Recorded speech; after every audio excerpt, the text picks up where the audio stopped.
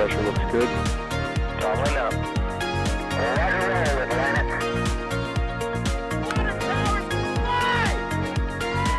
Flight downside, FP off. Yikes. You bet. Okay.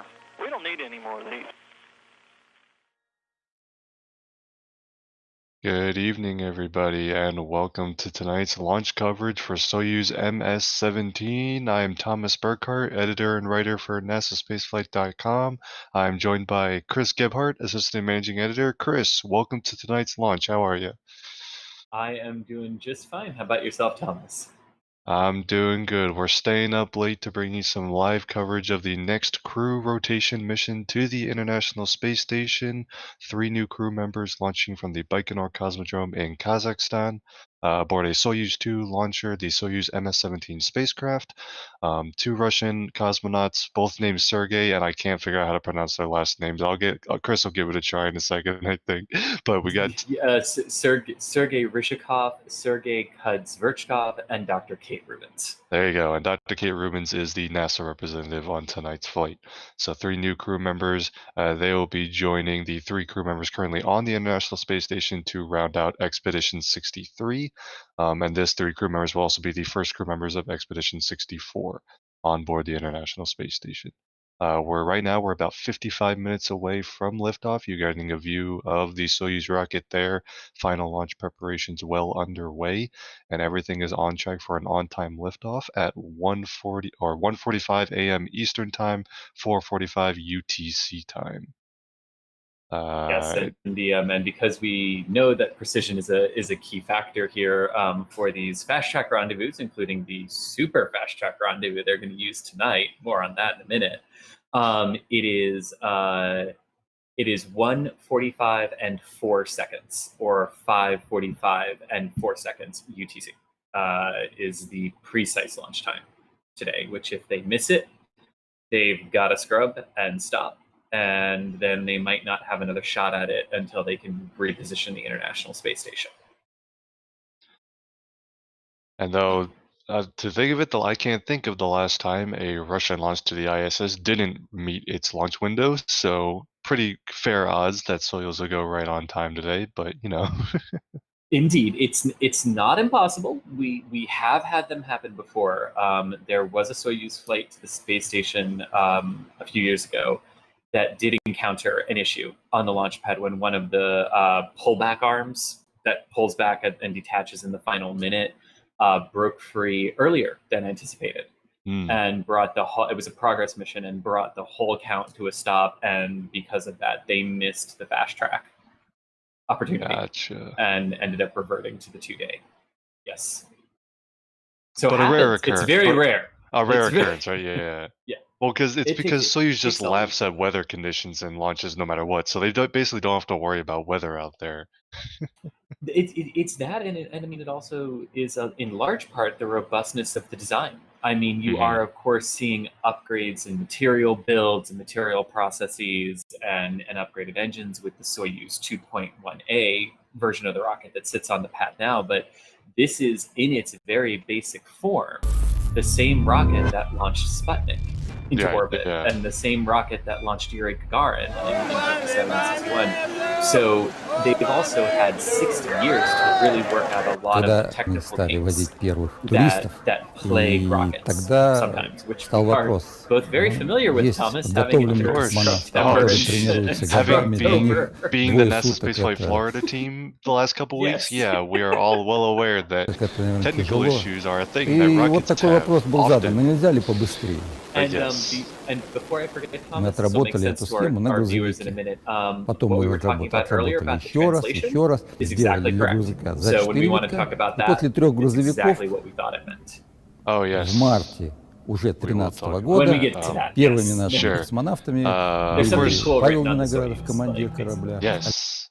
And hopefully, Александр we'll keep Мисуркин, an eye on it when it shows Крис up on screen. Maybe we'll тот, bring it который up. сейчас находится During на the борту. stream, like all of our Справедливости ради, webcasts, if скажу you так, have any sort of первым questions that космонавтом, you want to наверное, ask был us, Георгий feel free Тимофеевич to put them in the Береговой. chat. We've got Michael Он Baylor working in сблизился the со background as станцией, ну, always, может быть, через and час he will 10, help час relay 20. some И он questions to должен us. был We've also got our состыковаться, и queues это up. был бы, наверное, So if you got a мировой question, рекорд, tag который us уже with никто бы никогда не @NASASpaceflight пробил. in chat, Но and we он will не be happy to состыковался, и answer those поэтому for you нельзя best we can. сказать, что он, так сказать, And завершил also, до we've конца. already got a Но он couple был super первым chats космонавтом. here. I should run through really quick if I set up my panel correctly to actually Когда do мы that. отработали Rough Riders 3 Show, a раза regular here on NASA на Spaceflight. Good early грузовиках, morning, y'all. мы Happy 1 ездили в a.m. МБП, launch. Hey, it's a и к crew launch. экипажу они We're up тогда for it. сделали требования And we're glad you следующее. are too. Thanks for tuning in. Обязательно And опыт Gabriel у with the new одного должен membership, быть thank you so much космических for the полетов, support. We потому что really do опытный appreciate it. космонавт, он уже чувствует. И So, на Chris, этих you 4 mentioned a веках super он fast понимал, rendezvous, что с which I ним think is может a pretty случиться за unique эти 6 aspect of часов. this launch. You want to talk about that a little bit? Молодой, он It really не is. очень это So понимал, не they чувствовал. will lift off from Мисуркин site number сказал, что 316 да, here at the они ведь Baikonur как состыковались, Cosmodrome еще at виток, они ждут, когда выровняется давление, проверка, 1:45 перед тем, как a.m. открывают Eastern эти time люки. here in the Потом, United значит, States, процедура and they will dock поздороваться, там, 3 hours and сфотографироваться. 3 И он говорит, hours уже для and фотографий меня, условно sorry, говоря, doing math on the fly here. устал. И They поэтому уже will сразу dock начали 3 думать, а hours нельзя ли and 12 сократить. minutes later. И, в принципе, в 2017 году у нас уже была 4:52 попытка a.m. первая So перейти к двухвитковой this is a схеме. 2-orbit, Сейчас по двухвитковой мы 3-hour слетали на fast 5 track run, ultra грузовиках. fast rendezvous. Мне What they're calling кажется, it, вот эта вот to the International двухвитковая Space Station. схема, она будет This is достаточно something that комфортна Roscosmos has для really been driving экипажа. the Soyuz Но vehicles нельзя отказываться от toward одновитковой it really схемы. in the Почему? last Потому что decade. могут возникнуть различные And задачи perfecting the в orbit космосе. insertion Понимаете, можно and рассмотреть all of the такую software схему. that's needed to do this У вас because на the Soyuz борту vehicles are very, станции very cramped. They're находится not экипаж. unsafe, Он they're уже just адаптирован к cramped. космосу, Right. к невесомости, And у него нет вопросов. It's А ему надо будет far better from a перелететь, допустим, psychological and physical standpoint if но для it's этого ему possible нужен to get разгонный the блок. crew to the space station И as этот разгонный quickly as блок possible прибывает к нему с and, Земли в and заданное allow them to время. get out of the И надо spacecraft, по-быстрому right, состыковаться, as quickly as possible. состыковаться So для того, чтобы он instead быстро of and выработал this came свою from a lot of миссию, feedback выдал from astronauts inside огромный of Roscosmos трехкилометровый and импульс Space для отлета Agency, к Луне Canadian Space и закончил Agency, свое NASA, существование. and Вот это Japanese задача. Aerospace Exploration И если мы Agency, будем готовы, in если the мы earlier отработаем era эти of the схемы space сейчас, station, нам where будет they were легче saying, потом you know, like, это look, смотреть. there's nothing wrong with it. It's Какая just, it's экономическая really выгода? cramped, and Ну, it can get смотрите, to you вы on a летите 2-day rendezvous двое to the суток, space station, вы which должны is все what was время previously поддерживать used. какую-то ориентацию, вы So должны Russia really invested in закручиваться major на Солнце, upgrades потом to the Soyuz тормозиться, systems, both on the строить. rocket and the crew vehicle. Invested in a new tracking station in eastern Russia that is now part of the Vostochny Cosmodrome, where the second of Russia's domestic launch sites that they are still in the process of building but have brought online. And basically the way it works is they then started using their uncrewed cargo progress vehicles to test out all of the things that would be needed to do these super fast track rendezvous. So you see the progress vehicles doing the first version of shortening that, which was to bring it down from 2 days to 6 hours, which in and of itself was amazing. Mm-hmm. But then they even wanted to bring it down farther than that. So the Progresses, since Progress MS-09, have been testing this super fast track, ultra fast track rendezvous to do it in just 2 orbits and 3 hours. And it's been very, very successful in that. And this is the first time that they're going to do it with crew members on board.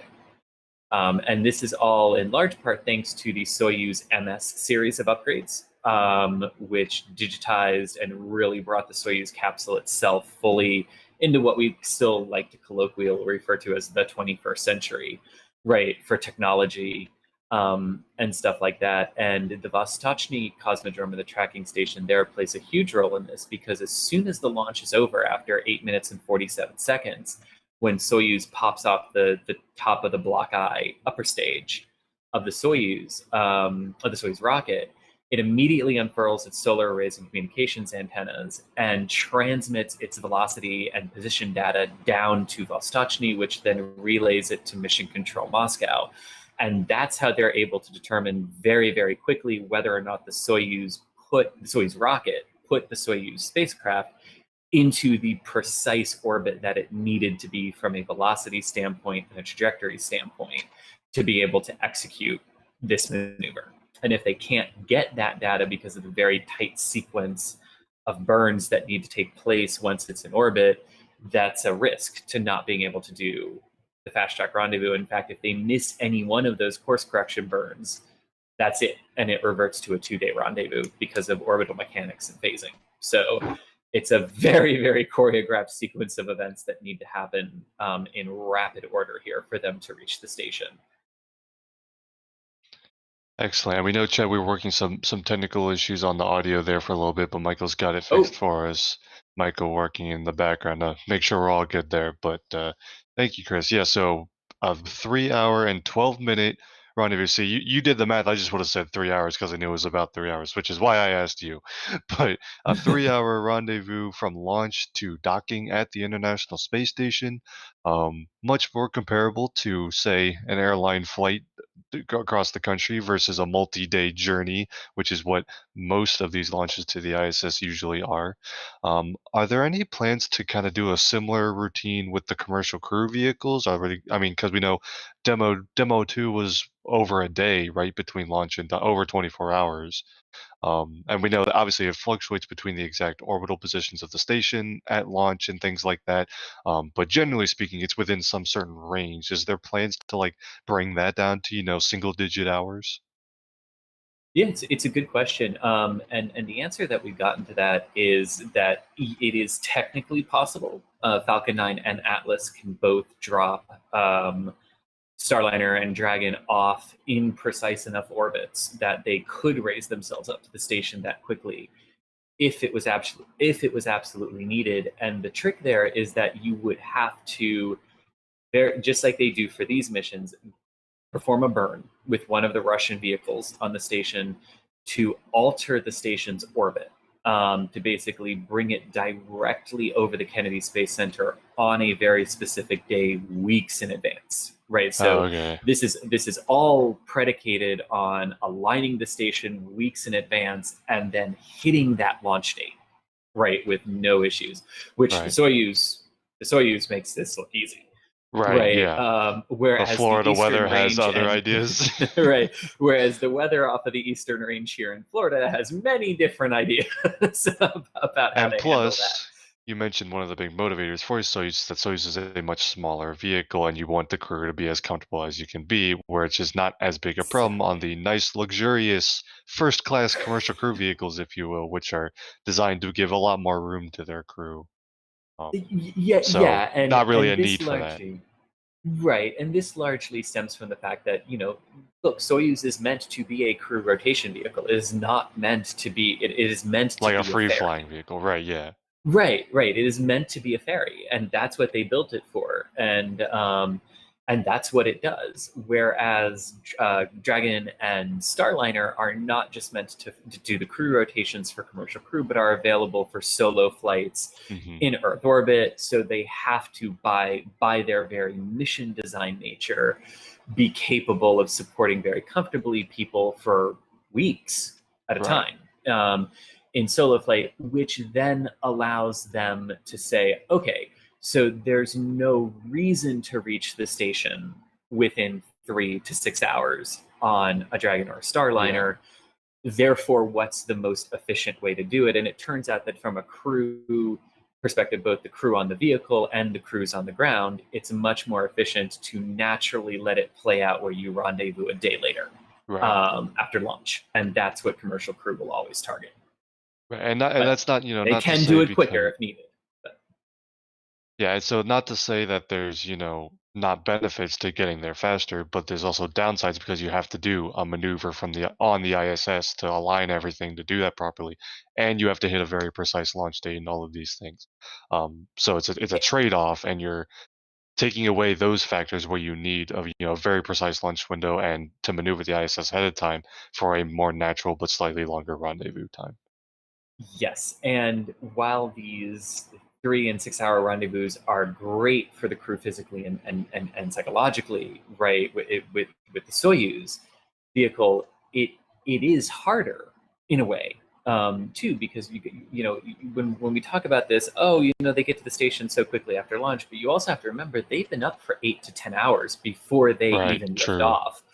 So when you start adding a 6-hour rendezvous at the end of that, a 3-hour rendezvous at the end of that, I mean, think about what your brain is like at the end of your workday, and now imagine you have a massively critical maneuver that if the automation system fails, you have to manually take over and dock your multi-million-dollar spacecraft to a multi-billion-dollar spacecraft. And you can start to see where these trade-offs start to occur with the commercial crew program, right? Where there are trade-offs and risks you want to accept with Soyuz, but because you don't have to accept them with the commercial crew vehicles, why accept them? Yeah. And briefly on the NASA stream, we saw a different countdown timer there. I believe that's because, are there clock holds for Roscosmos? There are not. No. Okay, because the NASA stream had the wrong countdown time. Yes, they did. Yes. Yeah, the NASA. That has been asking. The NASA stream is wrong. Ours is correct. Yeah. And I did try to calculate the NASA stream delay, so ours should be pretty close to when it actually launches on the stream as opposed to real life. But I was doing math in my head to make sure that like we weren't way off, and I'm like, no, we're not that. Like we have it right. It's 1:45 Eastern. Well, because I saw something that it was like down in the 30s or 20s for minutes. It was like 23 minutes. I'm like, that's not right. And then I'm like, I don't think Soyuz has like built-in holds or anything. So no. But let's take a moment to talk about the gantry, because the gantry not pulling back yet is totally normal. In their clamshell, between weird. 45 and it's usually between 45 and 30 minutes prior to liftoff when that clamshell will retract down. But you can see there are still people all the way up at the hatch, covering all the way up at the top of that gantry. They do not evacuate the pad until very, very close to liftoff. So not unusual. So everything that you're seeing here, not at all unusual for a Soyuz mission. And it makes sense. You already have humans on board. You know that the vehicle is safe to be around when fueled because you are going to have people on it when you light the engines. And like we said, this is a very time-tested vehicle. So, some people think, oh, it's a safety hazard. It's not really a safety hazard. Roscosmos knows what they're doing with these kinds of things. And, it is, yes, we usually, out of abundance of caution, we like to keep people away from the fueled rockets as much as possible should the worst happen. This is, it's kind of not a big deal, right? Is that a fair assessment, Chris? It's a risk you accept. Because you get into stable replenish on the propellants, which reduces risk, right? And you're basically just topping off what's boiling off in the LOX tanks, the liquid oxygen tanks. But no, I mean there's a risk, and it's a risk that they accept, and it's not. And it's not a trivial risk either. I mean, rockets have exploded on the launch pad, and the Soviet space program had a horrific accident where a rocket blew up on the pad after a launch attempt when technicians were on the pad.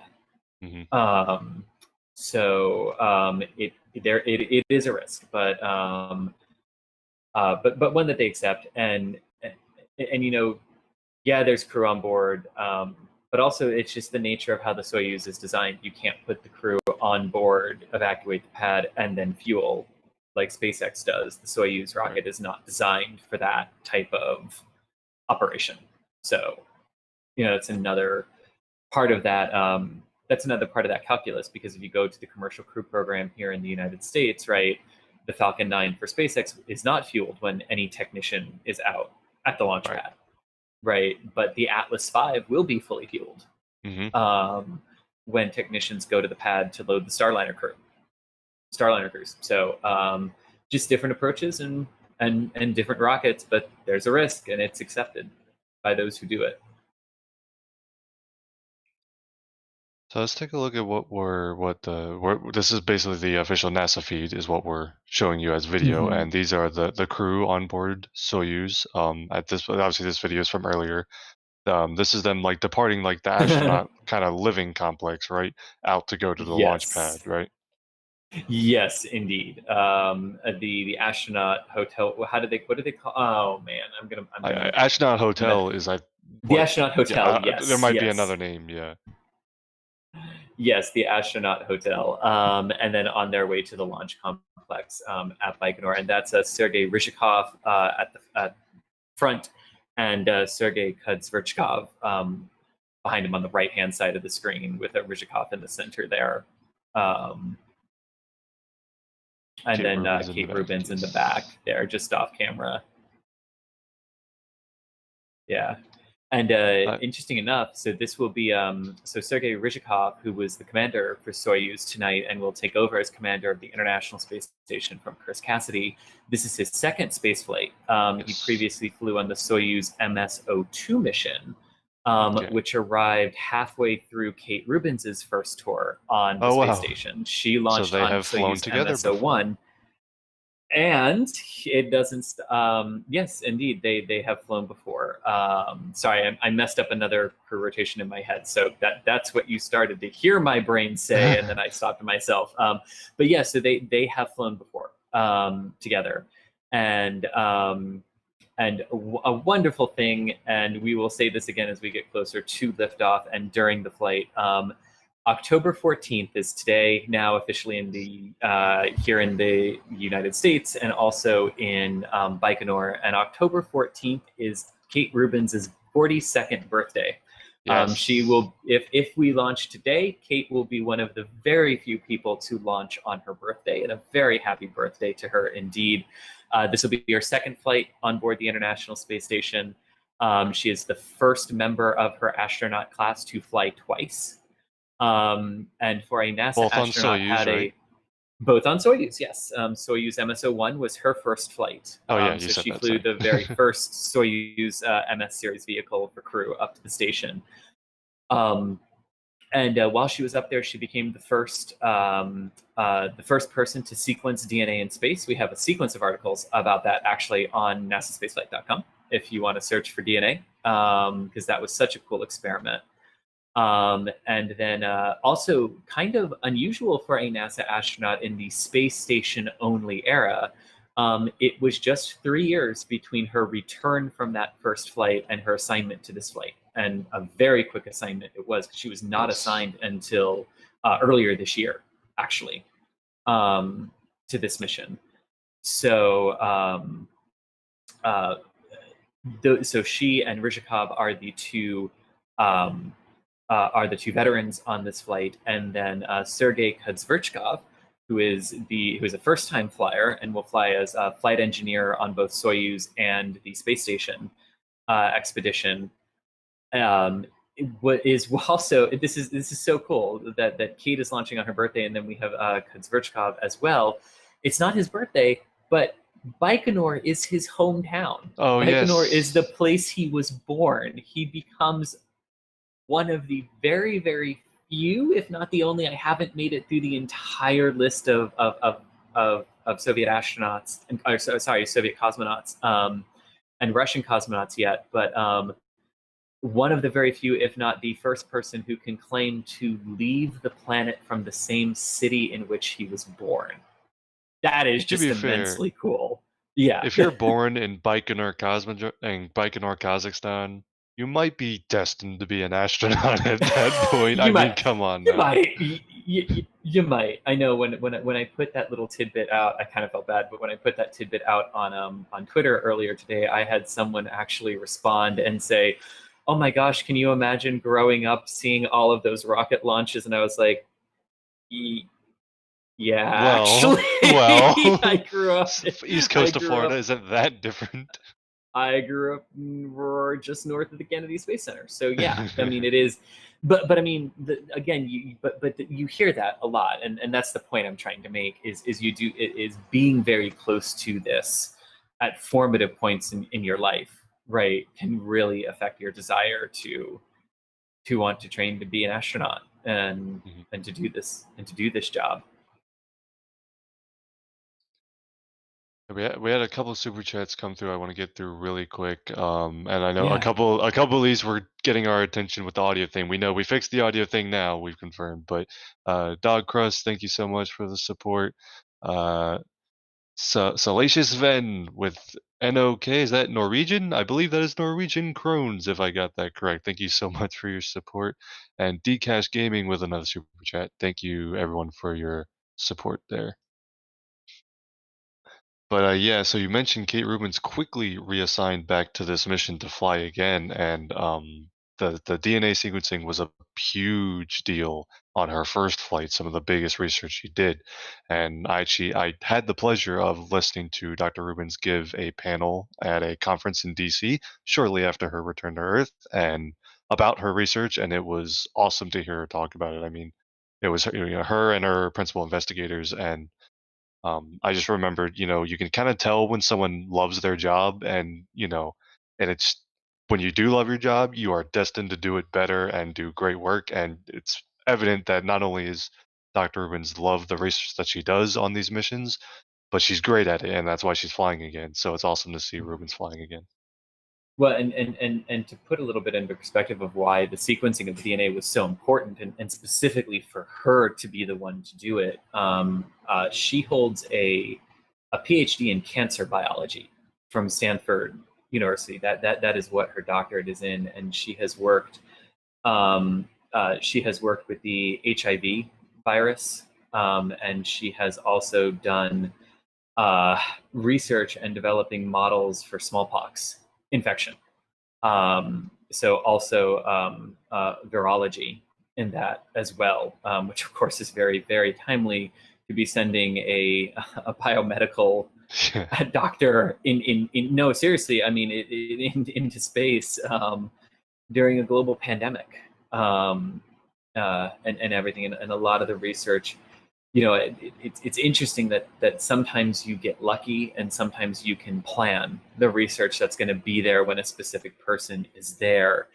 And when they did the first DNA sequencing with Kate, it was something that they kind of had the idea when they were laying out the cargo manifests and everything, that the idea would be to try to get it there and have it overlap with her, but be designed in a way that anyone else could do it. And then they were very fortunate to have her up there to be the first. And then I believe it was Dr. Serena Anand Chancellor, who flew a couple of years after Kate, and a couple of years ago got to do some of the second and third trials of that sequencing as well, another medical doctor. So it was really, really nice that and talking to that team, and you hear them say, like, it's just nice to have someone who can truly appreciate it, what they are doing with it. Not that others can't, but that, like, this is their field, this is what they do, and now they're just doing it off the planet as well, which is really cool.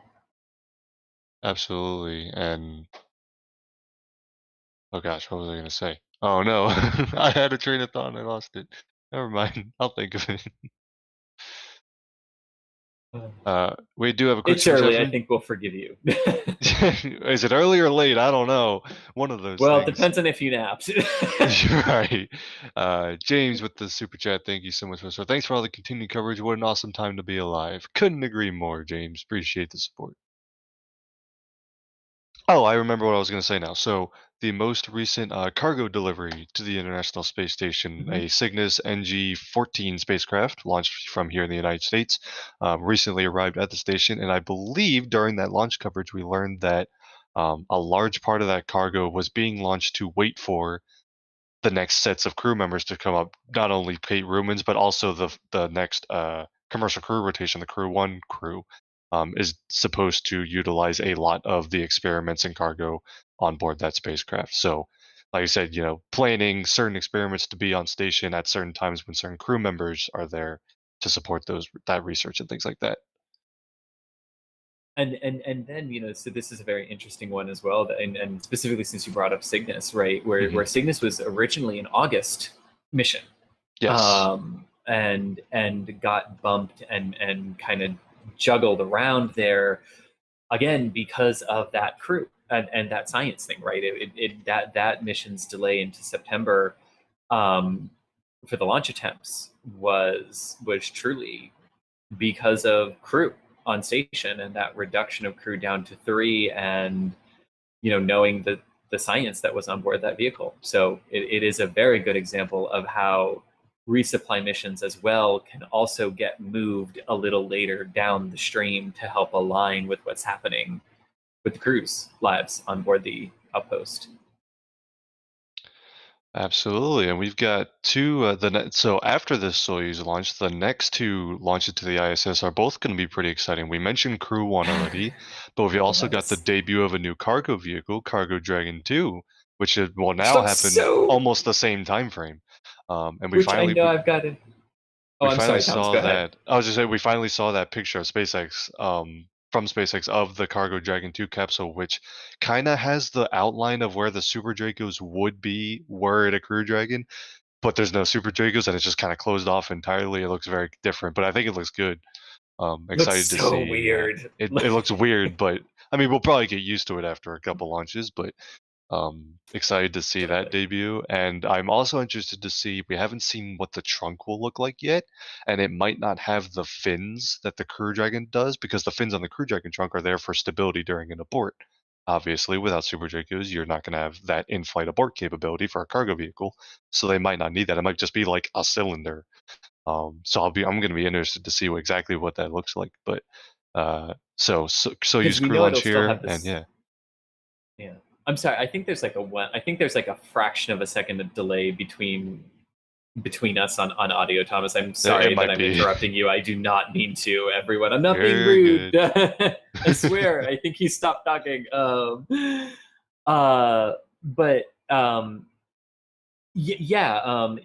Dragon does look really kind of odd without the Super Dracos, but still having the bump outs for them for those cargo missions. But yes, this is going to be very interesting.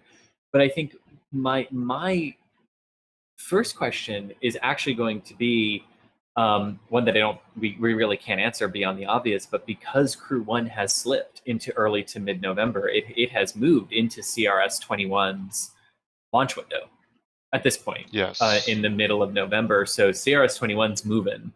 And I think it's going to just be a question of how long does it move? Or how far does it move to the right? Like, does it? I could see it potentially slipping into early December, just to give buffer and cushion to something if it does end up being a mid-ish November launch for Crew 1. And just to reiterate, folks, they keep flashing that countdown timer on NASA TV that's like 15 minutes ahead of what it actually should be. Not sure what the deal is. We promised that the launch is scheduled for 1:45 and 4 seconds to be precise, which is about 25 minutes from now. So, I was gonna say that's all it can be. Yeah, we're you can't just change that like on a whim. So we're very certain that the NASA graphic is off. They had another graphic earlier in the show that was off too. But we'll reiterate that our overlay is correct. And we're waiting for. I just Dougal in chat. I'm just gonna pull up a question. You're seeing them. They kind of have a tool they can use to press some buttons and things. Just point this out. So Dougal in chat wants to know what's the technical name for the poke stick. Oh, well, I was gonna say the poke stick, but I don't know what the official name of it is. I mean, button depressing but remember device. This is Roscosmos, not NASA, so there's not going to be it's going to be a very utilitarian name. So it might be very close to poke stick, or like it might be poke selector stick or something like that. Would be my guess. And we're and this isn't to make light of anything. Like NASA likes flashy acronyms, right? That means something. Where versus Roscosmos, that's just like it's a stick. Just call it a stick. Call it what it is. Two very different approaches, but both extremely valid and everything. So yep. I'm gonna keep watching. I don't want anyone to take. Cool. No, I was just gonna say I don't want anyone to think that Thomas and I laughing or smiling is meant as any type of disrespect. It's just 1:20 in the morning, and we're kind of punch happy here. Right now. And I like the So, idea of a critical piece of spaceflight hardware being called a poke stick. So exactly, it is what it is, right?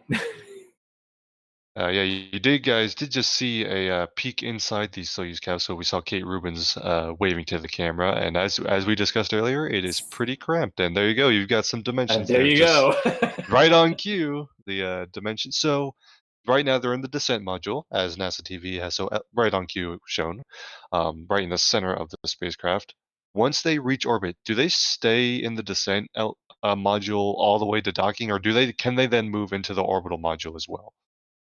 Yeah, so once they're safely in orbit, and Mission Control Moscow, has verified on the way uphill that nothing is leaking and everything, and of course, Soyuz has passed the leak check already.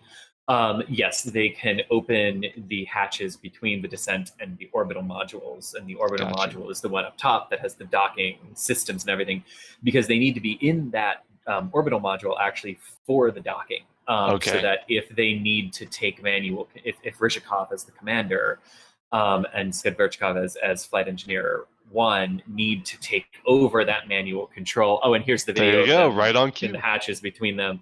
The other important thing is that the orbital module is where the toilet is. So yes, they go in that very important for when they need to. And of course, it gives them the ability to space out a little bit more as they take their so-called launch and entry suits off. And get more comfortable once they're safely in orbit.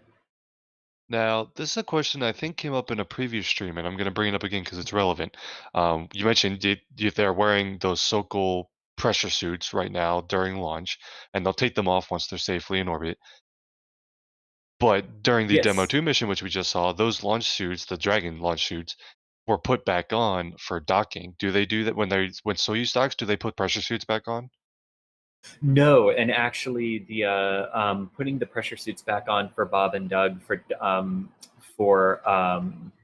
docking was simply because it's a test flight. So on Crew 1, Michael, Victor, Shannon, and Suichi will not put their launch and entry suits back on until reentry.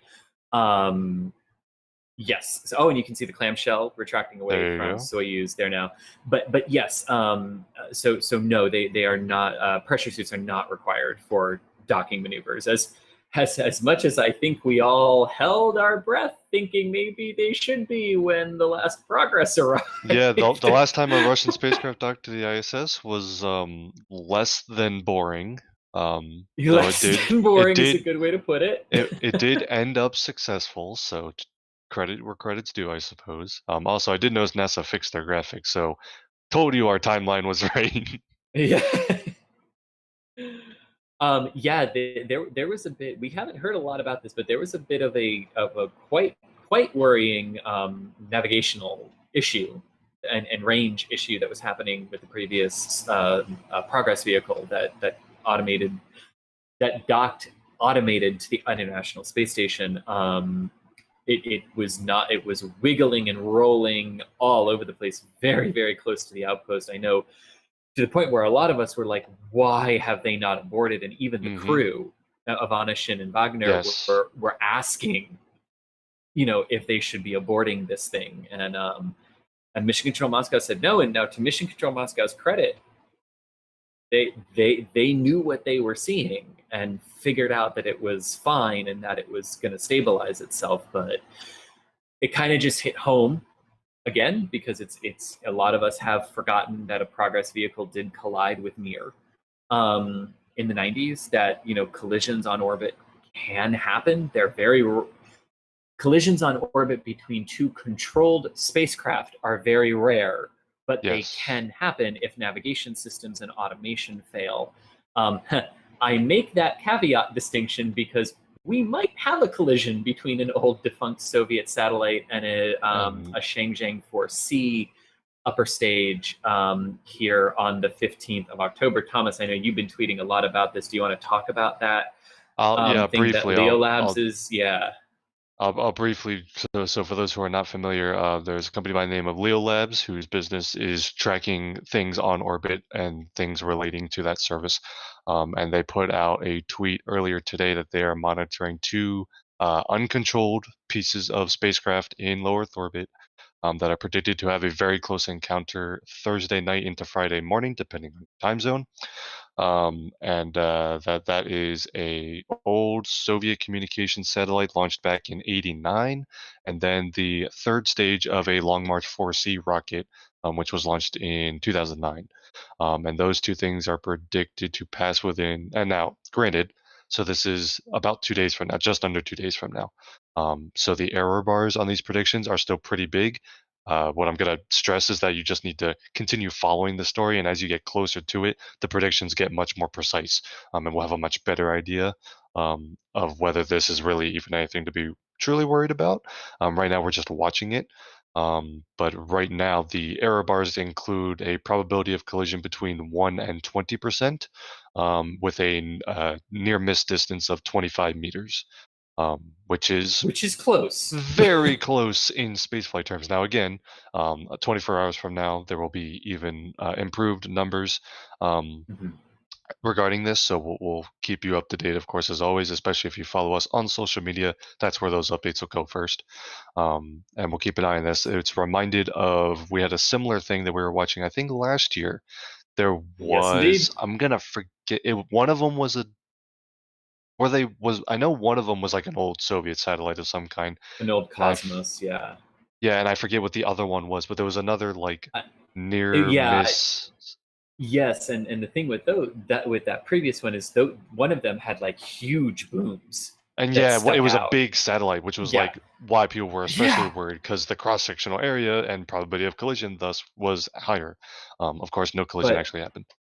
Right, and one thing that I was going to say to that too is when we were watching Leo Labs and we were watching the track, right, as we got closer and closer and closer, and they were updating the probability of collision assessments and the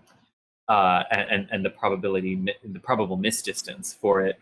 And what we learned in that is, or what that gave a great demonstration of, is what I should say, is the variations in Earth's atmosphere, even as high up as 991 kilometers, which is where this closest approach and potential collision is going to take place, in a polar orbit. So very concerning for multiple reasons, for where this debris would go if they do collide.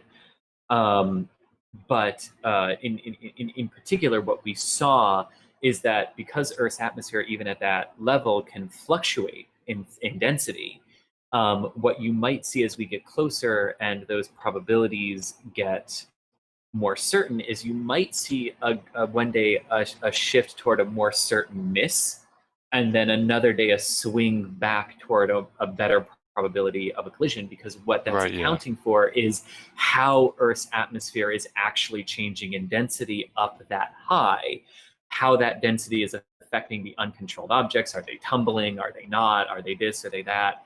And all of that sort of factors in. And of course, a huge element for how dense Earth's atmosphere is up there is the sun and the amount of solar wind and solar radiation and solar particles that are reaching the upper atmosphere in that area. So not uncommon to see it swing in both directions, much like a hurricane forecast if you're in the United States or North America, how they can swing sometimes quite wildly. But the closer you get, the better understanding you have of where they're actually going to go.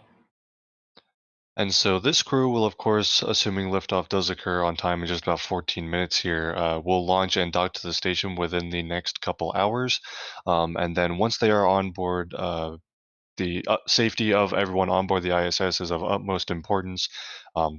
Should a collision occur, or if there's a significant chance of a debris a hazard being created, NASA ground controllers are very aware of this. Because of the orbit that those two objects are in, it could affect things in orbits similar to the ISS. So all the ground controllers will be keeping a very close eye on that thing.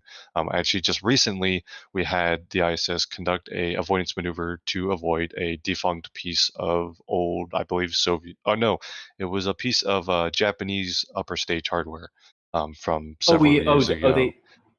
They did eventually figure out what it was. The last I had heard that we didn't know what the piece was. It was an H2A upper stage from forever ago. Oh wow! Wow. Wow, it was Yes. an H-2A upper stage, and the first reports are we don't know what it is. I don't remember if it was an intact H2A upper stage, which might have been the problem. It might have Okay. not been in one piece anymore. I don't Okay, remember that exactly, would but I make more do sense. remember Yeah. it was a debris object from an H2A launch. Okay, that At makes least. more sense. Yes. That's like how did we not know it was the second Right. stage of a rocket? That's should Um, be fairly obvious. Yeah. but the ISS can maneuver to avoid those kind of things. Now that is much more difficult to avoid a debris field versus a single object. But NASA controllers can take actions as needed to protect the astronauts and, of course, the station itself. Should that occur, they'll be keeping a very close eye on it. Again, this isn't a super high probability event. It becomes more probable the more defunct satellites are on orbit. Space junk is a real problem that needs to be addressed for lots of these reasons. And this is, both of these objects are, one of them is a very old satellite launched from before awareness of space debris was a really big thing. And then a Chinese upper stage launched just a few years ago. Not that the Chinese space program is well known for its responsibility as far as orbital debris and launch debris and things of that nature are concerned. So yeah, this is a problem that people should pay attention to, and more responsible agencies like NASA and Roscosmos are much better at keeping an eye on these kinds of things. But that doesn't mean they're immune from the effects of other agencies. So they'll be keeping a very close eye on it. They'll make sure that everyone stays as safe as they can. There are lots of actions they can take to protect the crew, protect the station. Other spacecraft can maneuver to protect themselves. But we'll keep you up to date should anything occur. Again, fairly low probability event. Most likely outcome is a close pass but miss on orbit. But stay tuned for more on that. Speaking beyond that would be speculation at this point, so stay Yeah.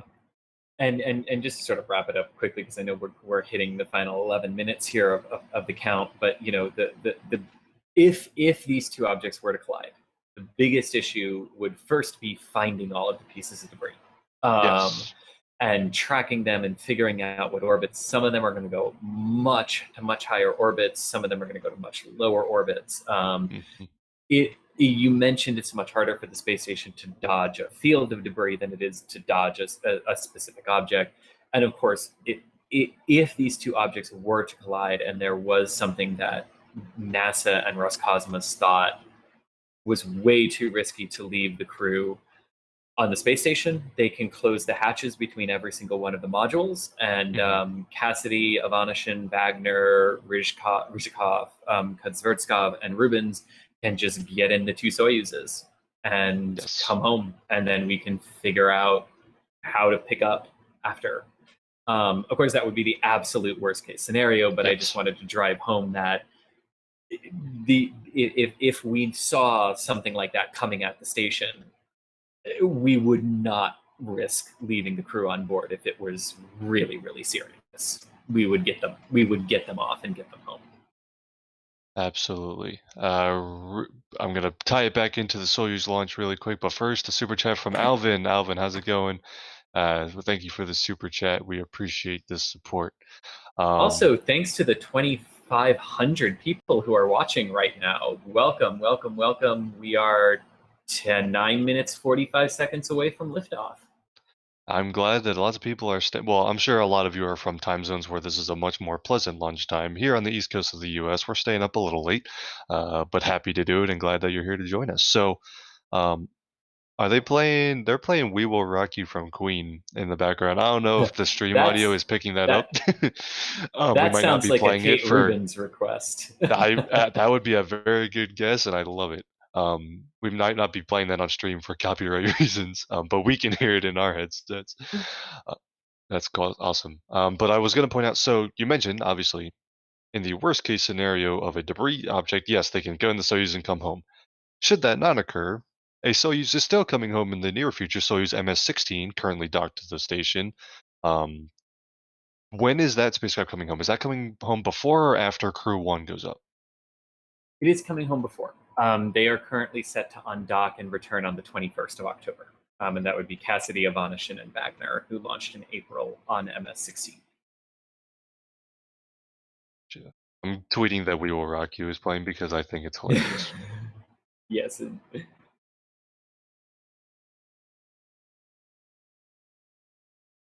Because I think I saw that Kate, not Kate, Anne McLean was talking with our friend Tim Dodd, Everyday Astronaut, and talking about how the crew gets to pick the music.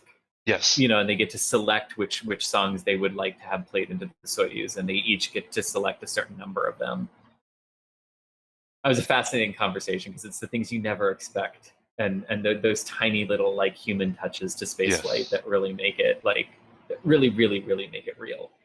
And that's not a specific to Soyuz thing, because I on Crew Dragon demo too, I know the astronauts had some specific tunes playing through. I think in the Tesla Model X driving to the pad, and then I think in Dragon as well, they had some tunes going, right? Yeah, they did. They did indeed, and they did say that was something that was a tradition from Soyuz and the Russian space program that they really liked. Okay. So they brought it forward. Because much like the Soyuz crews, right? That once they're in, they're just kind of monitoring the systems. Right. There's nothing for them to do. It's not like the space shuttle and Apollo era where there was quite a bit for the crew to do and configure and and everything during count. And yeah, they liked that tradition, so they brought it forward. JD Motor Club with the super chat says, "Go baby go! Absolutely, go Soyuz MS-17. Thanks for the support. Thanks for the super chat." Yes, so indeed. We're getting into the business end of this countdown. Just under 7 minutes to go. Chris, walk us through what we're going to see in these last few minutes. Yeah, so one of the biggest things is we'll have the physical launch key inserted into the bunker. Which, yes, there's still a physical launch key as part of the systems at Baikonur.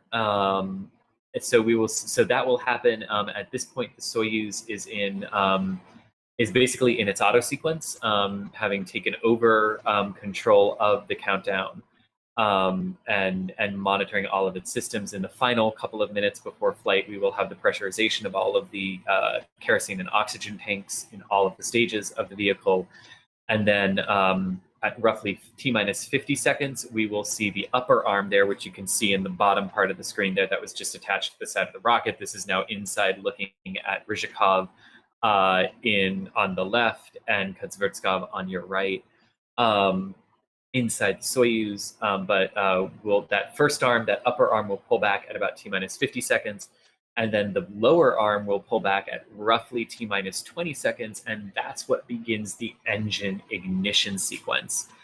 And here's the totally rad thing about how the Soyuz engines start. So we're familiar with TTEB and everything on the Falcon 9 and the Atlas V, and we're familiar with Rofies on the Delta IV and everything like that. We have become very familiar with Rofies on the Delta IV recently, but we won't have to talk about that.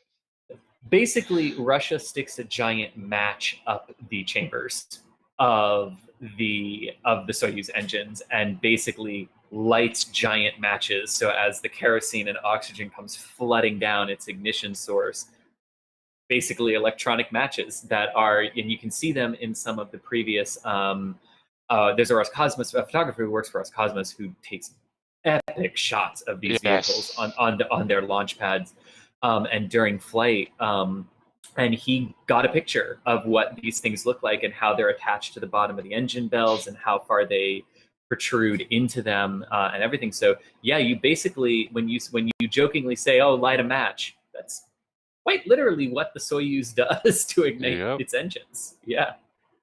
So that ignition sequence begins about the T-minus 20 second mark, and then you get full thrust ignition of all of the engines on both the 4 boosters and the Block A core stage of the vehicle.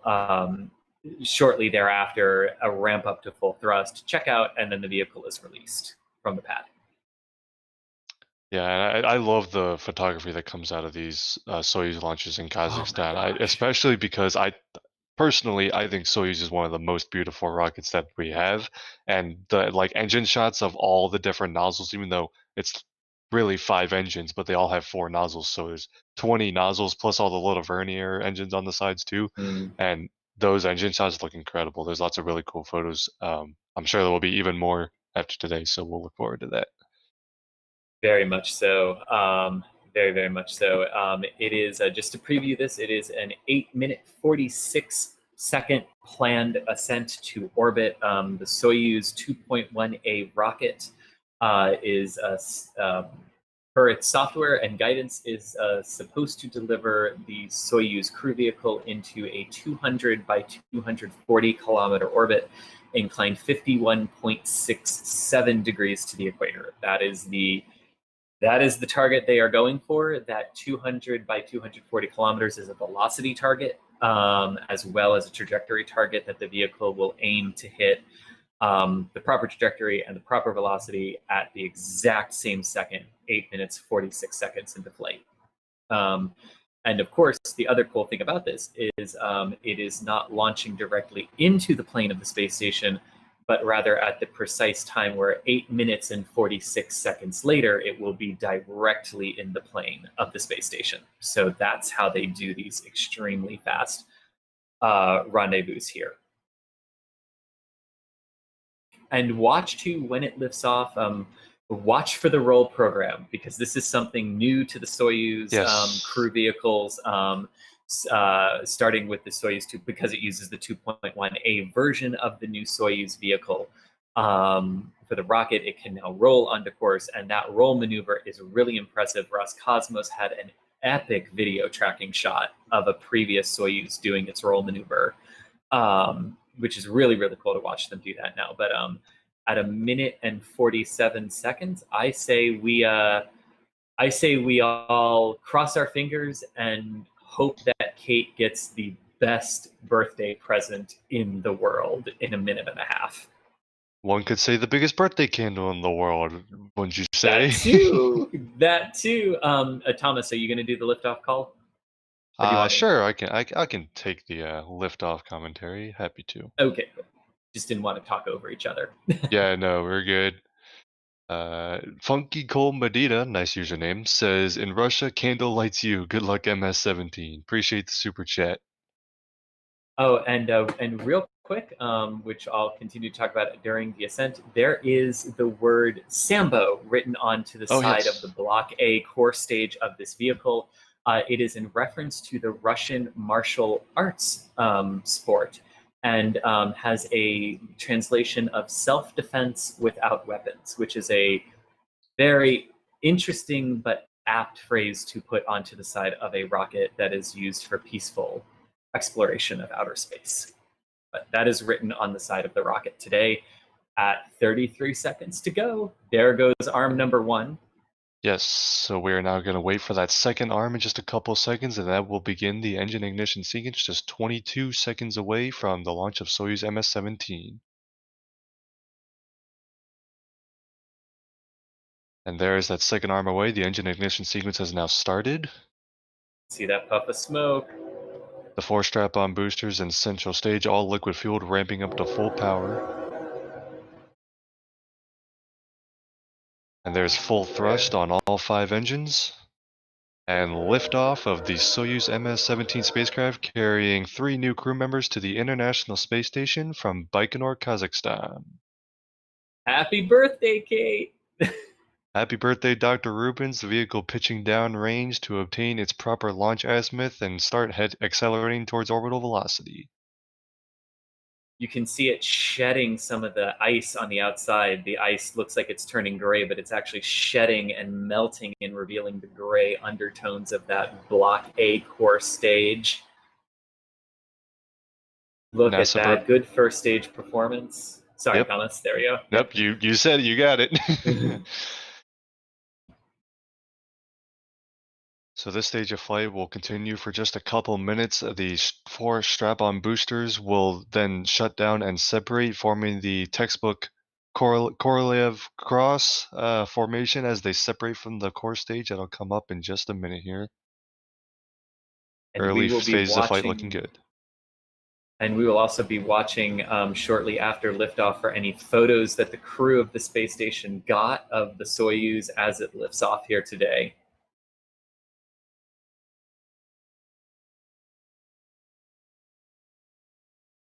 NASA continuing to report that performance is nominal at this time. Roscosmos is also saying nominal. You can see that thrust plume expanding as it goes into the upper levels of the atmosphere where there's less atmospheric pressure. The exhaust from those 5 rocket engines expanding. Just a beautiful clear day in Kazakhstan and a gorgeous view of liftoff here. We're now standing by for booster shutdown and separation. You can see the launch tower has just been jettisoned. There we go. There I see And 4 there you boosters. go. The 4 clean booster separations. If you were following the Soyuz MS-10 mission, I know the last few missions it still comes into your head, but a very clean separation there. Now onto just that central core stage for just a little while longer. Yeah, and this is the Block A core stage now under the power of the RD-108 engine. The RD-107s are on the 4 strap-on boosters. You can see Mission Commander Ryzhikov using the poking stick, as we're calling it. And there go the fairings. There go the payload fairings. The payload fairing, or what do they call it? A shroud or something, right? Yeah. Yes, it's called a shroud on crew vehicles because it has to have the ability to separate planarly, not just normally, right. In the event of an in-flight abort, which was, of course, seen on Soyuz MS-10 of how it had to do that. But what you're seeing here in the immediate foreground, the reflective object there is one of the solar panels tucked up onto the side of the Soyuz MS crew vehicle's propulsion and utility stage. Down there with the vehicle behind it. This should, if the camera holds, provide quite a view of the hot staging event that's coming up here.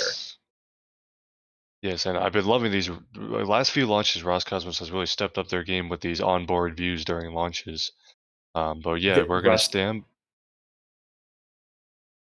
I was just going to agree with you, Thomas. Yeah, Roscosmos has really amped up their game, not just on the cameras, but on the graphics that they use as well. Yes. And the pictures and images that they get of these vehicles. So, like Chris mentioned, we're coming up on a hot staging event. Roscosmos uses a unique form of staging where the upper stage actually starts its engine ignition sequence before the first stage shuts down and separates. This upper stage will start its engine, and then the first stage will shut down and separate, and the second stage will continue to push the Soyuz spacecraft onto orbit. And you will see the engine plume of second stage ignition when that occurs. They just said over the comment that pitch, yaw, and roll rates were all nominal. So the Soyuz rocket doing its job, taking the Soyuz spacecraft into orbit. Yes.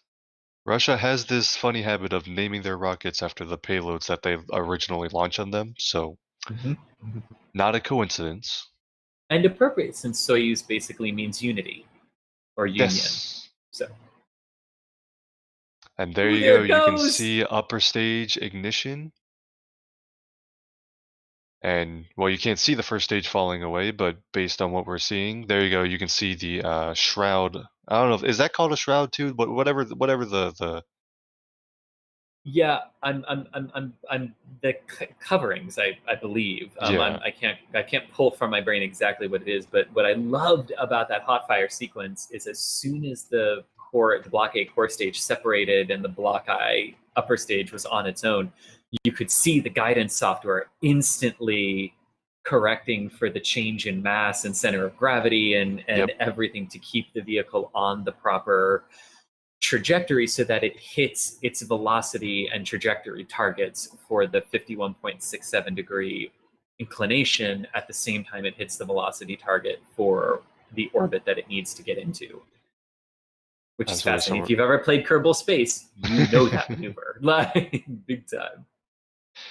So right now we're on to the upper stage of the Soyuz launch vehicle, and this will power the Soyuz spacecraft all the way to orbital velocity. How long does this burn last, Chris? Well, I guess it's 8 minutes total.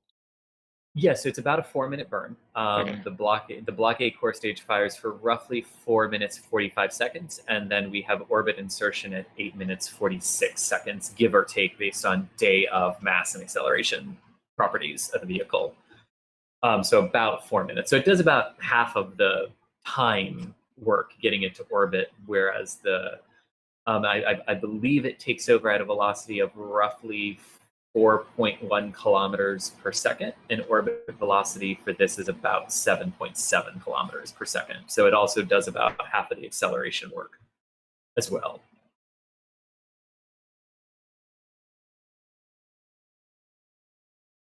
Yeah, there we go. That top number is the velocity indicator in meters per second. So they were at roughly 5 point something kilometers per second there.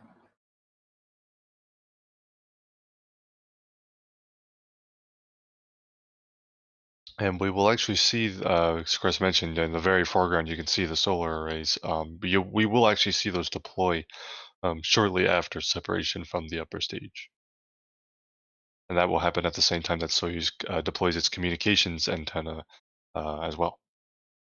So there you can see velocity is 5.7 kilometers per second, altitude 200 kilometers, 1,231 kilometers downrange from the Baikonur Cosmodrome.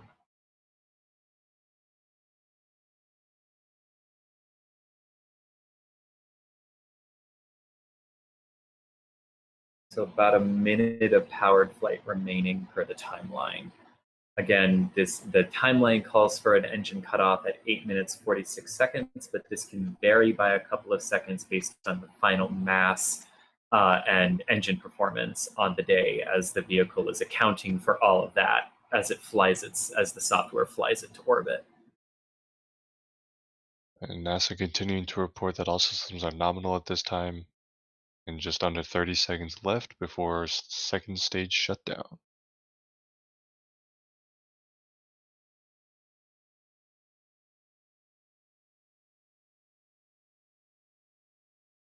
You can see the pitch maneuver really increasing there to raise that perigee out of the atmosphere.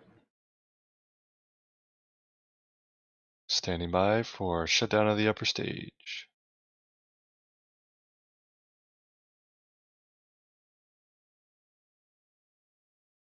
We have stage 2 shutdown. And separation. Hopefully we get that onboard view back. I want to see that. There you go. There it is. So visual confirmation of shutdown and separation of the upper stage. Soyuz MS-17 now in orbit.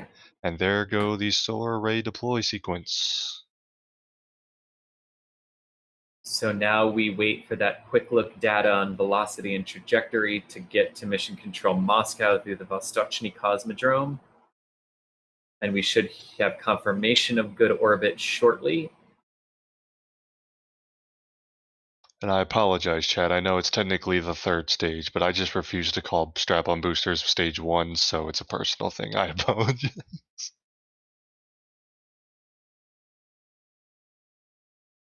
Crew is talking to Mission Control Moscow right now.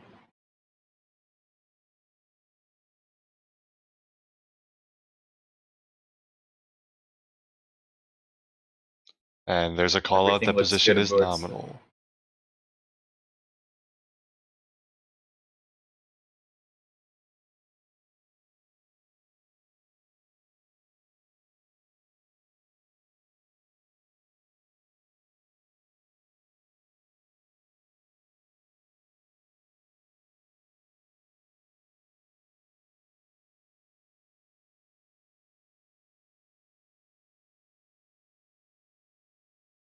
So that's part of, you can hear them. They're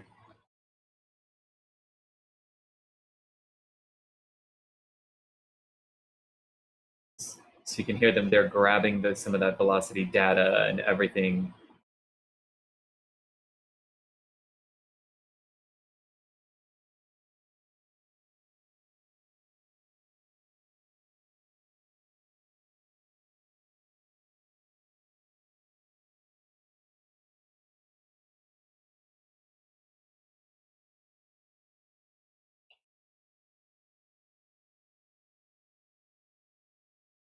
So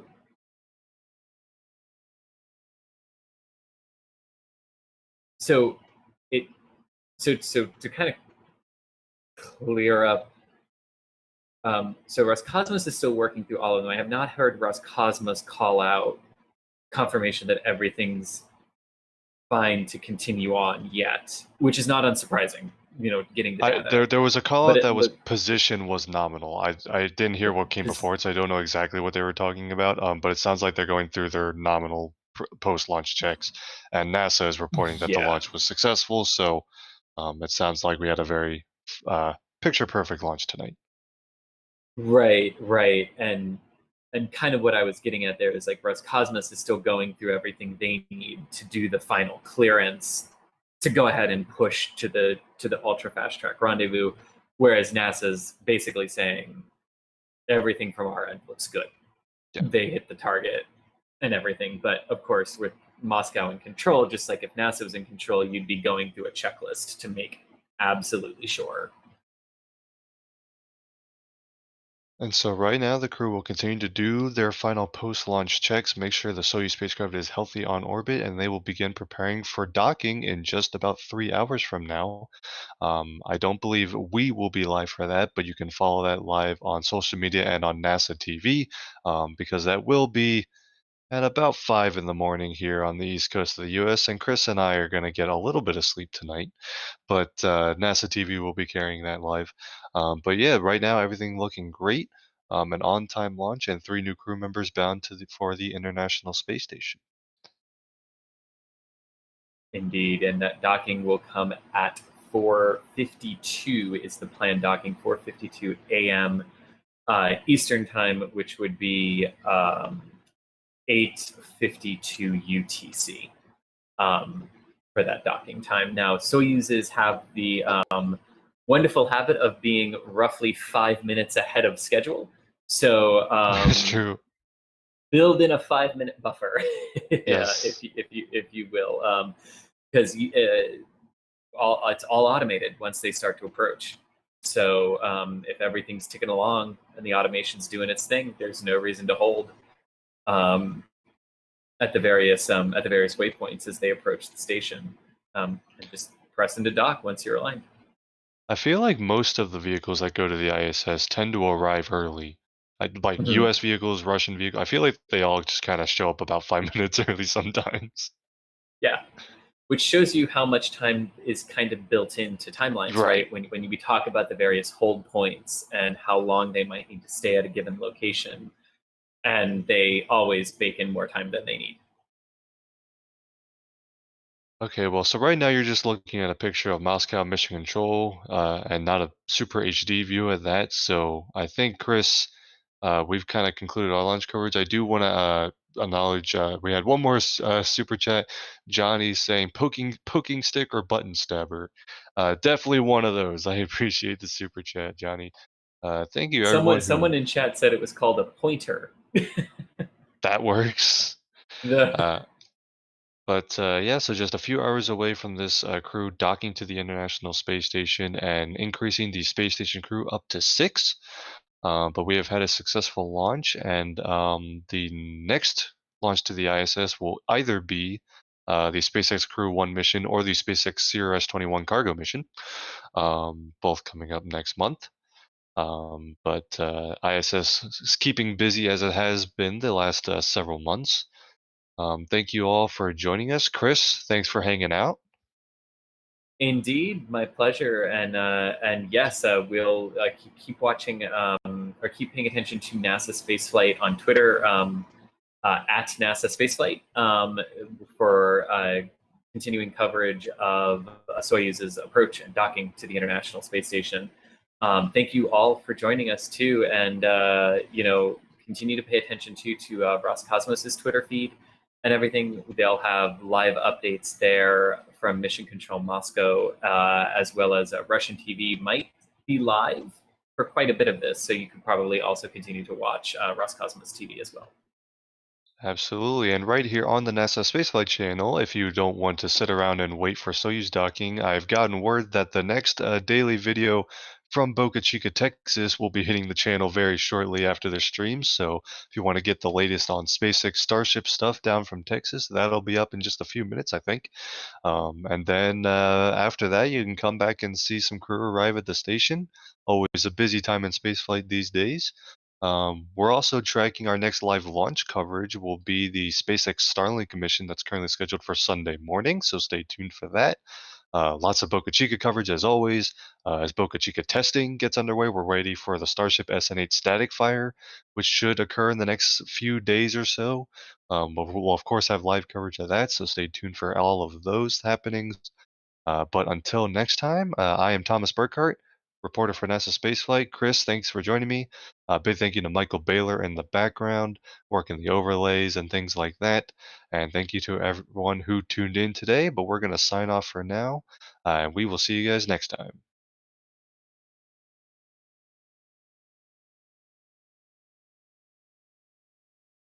Audio's clear.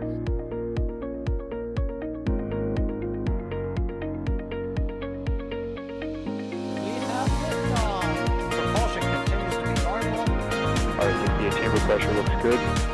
Following up. Roger, roll with Planet. Water towers fly! Flight downside of speed off. Yikes. You bet. Concur. We don't need any more of these.